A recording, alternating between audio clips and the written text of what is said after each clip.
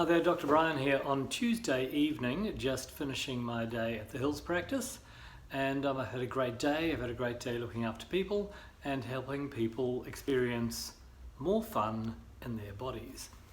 The body is a magnificent structure. It's logical, it's gravity bound, it responds to gravity. The key is always to give the body the ability to work well in gravity and be at ease in gravity. Disease is a contraction of the word dis and ease, so therefore not at ease. And so when the body's not at ease, it's actually likely to, if it's not properly addressed, over time to develop changes that lead to tissue changes and degenerative changes. I'm going to sit down, I'll make it easier. I'll look steadier. So what we're trying to do always is help the body function at its best inside gravity so that you use less energy and the body isn't struggling with gravity. Perfectly designed and perfect posture, you've actually got a body that's super efficient in gravity, and that means that it works optimally.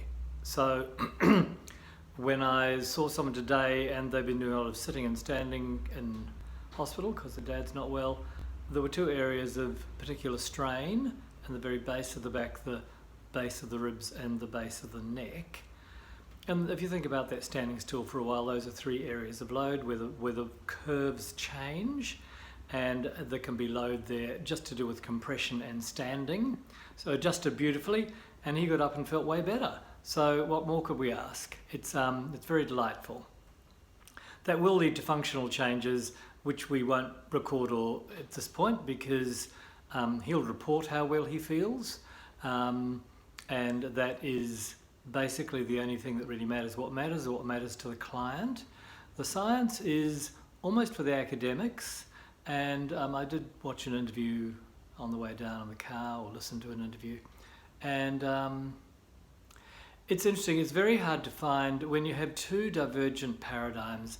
It's a waste of energy to try and find a point of common, because often when you're looking at things from two totally different perspectives, it's very hard to see the other perspective and point of view. That is your paradigm, and your paradigm then governs your experience, it governs how you look at things, and it governs your understanding. And that's very much how the Bob Proctor program works. It's actually looking at what is your paradigm. Till you change your paradigm, you won't get any change. Now, often we're very comfortable with the paradigm we've got, so we don't change. There's nothing wrong with that, but don't want change without altering your paradigm. So how do we work with that individually? I guess it's a matter of looking at how we think and what we expect, what beliefs we have.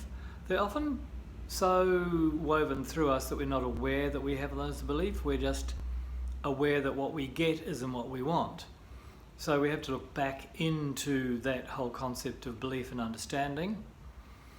Someone talked about a recent study that was quite fabulous, and I need to chase it down and see if I can see it in detail. And they took DNA out of an individual, not hard to do, just scrape some tissue inside the mouth, you get some DNA. That's how they do it for crime testing.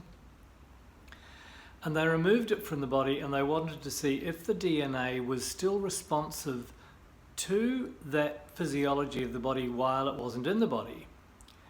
And what was quite remarkable is that it was instantaneously, I think I've mentioned this already in a post, responsive to the thoughts the person held up to 50 miles, 80 kilometers from the body. It's possible there's no distance limit because everything's connected. So areas of physics now own that and know it. It's proven because we've done tests to show it happens. We've always known it happens. You think of someone and a minute later they ring you. Coincidence, I don't know, call it what you like, we need a word for it. But it does show that there is levels of connection, and people who are quite connected to others through either they're married to them or their blood relations, they'll often tell you that they know the person as well, or they're actually in difficulty, and it will transpire later that it was true. So I think that what's important as we look into our experience, we shouldn't be too limited by what we know right now. because, I was listening to another, someone talking earlier. They were talking about paradigm and paradigm shift and beliefs. And there was an Austrian young doctor who worked in 2 different hospitals in Austria, and both in the birthing maternity areas, and in the very smart private hospital, the death rate was quite staggering. So much so that women were very reluctant to go there to birth their babies. But the public hospital had a much, much better record. And so this young doctor was curious. He couldn't understand why it would be different in the same city. He needed an explanation for it. This was before the germ theory, so they hadn't actually, Lowenhau hadn't ground his first lens to see animalcules, as he called them, so little microbes in pond water. So they didn't know about germs. They just had other theories that helped to explain why people got sick. Anyhow, it transpired that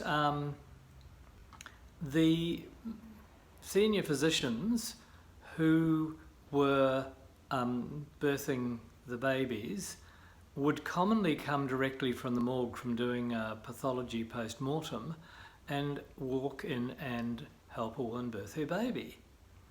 And they didn't wash their hands because washing hands was seen as working class and low class activities, and a gentleman wouldn't need to wash his hands because he is of high stature and standing. And they actually drummed him out of town. He ended up in a lunatic asylum, and he was set upon by the orderlies and they beat him up badly, and he died of an infection at 33. And later, of course, he's proven to be right.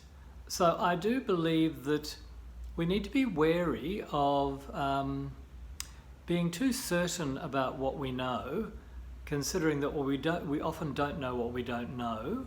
And just because someone outside our field of influence and knowledge makes a suggestion or believes that something different occurs, it isn't necessarily wrong.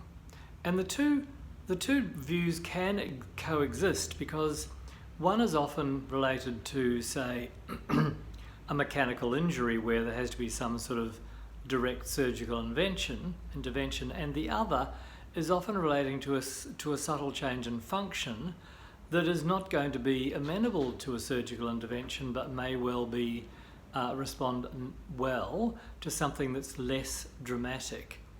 So we know that the body is complex, it's magnificent, and we understand far less than we think we know.